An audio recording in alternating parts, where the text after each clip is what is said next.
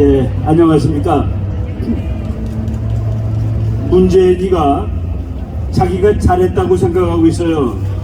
왜 잘했느냐고 물어보니까 박근혜 대통령, 이명박 대통령 있을 때에는 북한하고 한국하고 전투가 있었다는 겁니다.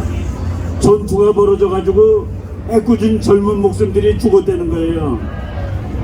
그래서 제가 그러면은 문재인 때는 좋은 일이 있었느냐고 이렇게 살펴봤습니다.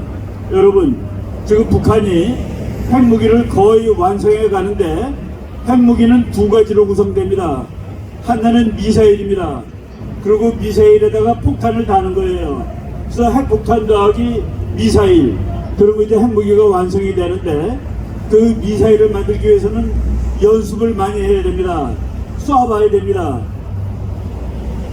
북한이 미사일을 지금 대단히 잘 만드는 나라가 됐고 다른 나라한테 팔아먹는 나라가 됐는데, 그러기 위해서는 실험을 하는 겁니다. 실험을 어느 대통령 때 몇 번을 했느냐, 이거를 제가 살펴봤더니 김대중 대통령 때 한 번 썼습니다, 북한이. 그리고 그 다음에 노무현 대통령 때 11번 썼습니다. 그리고 이명박 대통령 때 12번 썼습니다. 그리고 박근혜 대통령 때 5번 썼습니다. 문재인 대통령 때는 북한이 몇 번 썼을 것 같아요? 51번을 썼습니다. 말이 됩니까? 북한이 미사일 쏠 때마다 미국이 다음번에 쏘면 너 가만 안 둬 하고 겁주러 옵니다. 미국 폭격기가 오고 미국 군대가, 미국 군함이 가까이 오고, 그럴 때마다 문재인은 못 오게 막았습니다. 너네들이 오면은 한반도에 긴장이 일어나고, 그래서 우리가 힘들어, 오지마. 그래서 북한은 문재인이 있는 동안 이제 마음 놓고 미사일 발사 실험을 했습니다.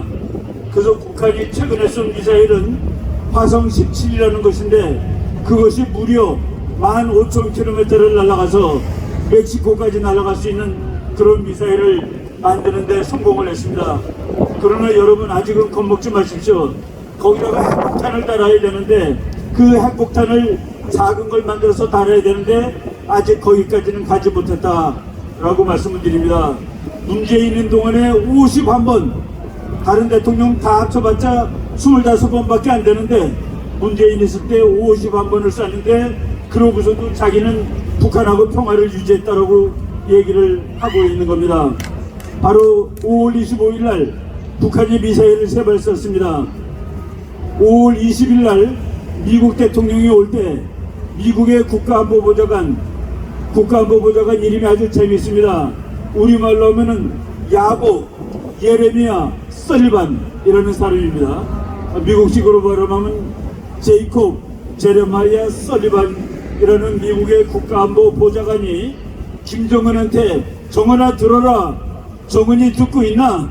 라고 하면서 이제 말을 했는데, 뭐라고 얘기를 했냐면은, 너 미국 대통령이 일본하고 한국에 있는 동안 핵실험을 하거나 미사일 실험을 하게 되면은 이 동네에 와 있는 미군이 거기에 상응하는 행동을 보여줄 거야 라고 겁을 줬습니다. 그랬더니만은 그것이 무서워서 그런지 5일 동안 조용히 있었습니다. 그런데 미국 대통령이 일을 다 마치고 미국으로 가는 동안 거기 뒤에 대고 3발을 갈긴 겁니다. 한 발은 대륙간 탄도미사일이에요. 한 발은 일본까지 가는 겁니다. 한 발은 한국까지 오는 거. 그래서 3발을 섞어서 쐈습니다. 아주 재미있는 거죠. 미국까지 가는 거, 일본까지 가는 거, 한국까지 가는 거, 그렇게 3발을 쐈는데 한국으로 가는 것은 불발탄이었습니다. 올라가다가 터져버렸어요. 그런데 우리나라 새로 된 대통령이 그래서 대통령 되자마자 보름 만에 국가안보회의라는 것을 소집을 했습니다. 국가안보회의를 소집해가지고 문재인이 있을 때는 뭐라고 그랬습니까? 규탄했습니다. 규탄만 한 거예요. 유감만 표현하고. 그랬는데 이번에는 윤 대통령은 실질적으로 대응하라.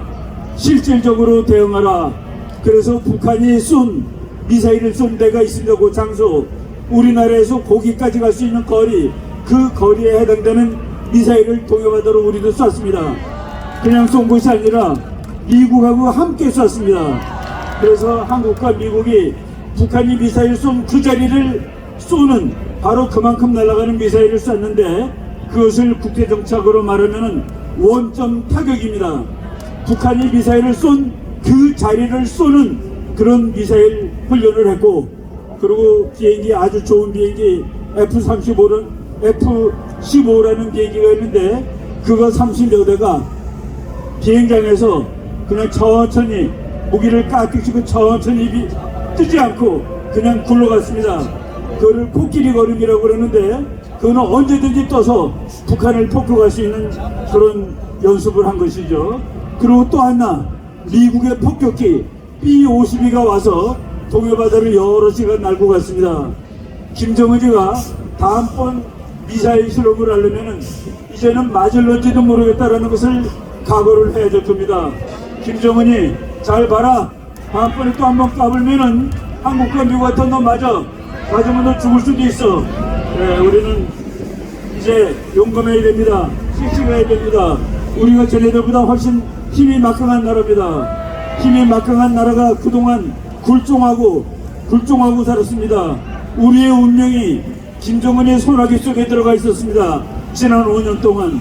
이제 그것을 우리가 다시 찾아왔습니다. 김정은의 운명이 우리 손아귀로 들어오는 그런 순간이 다가오고 있습니다. 우리 열심히 노력해서 3년 이내에 통일을 하고 유해수 한국 보건 통일을 이루갑시다. 감사합니다.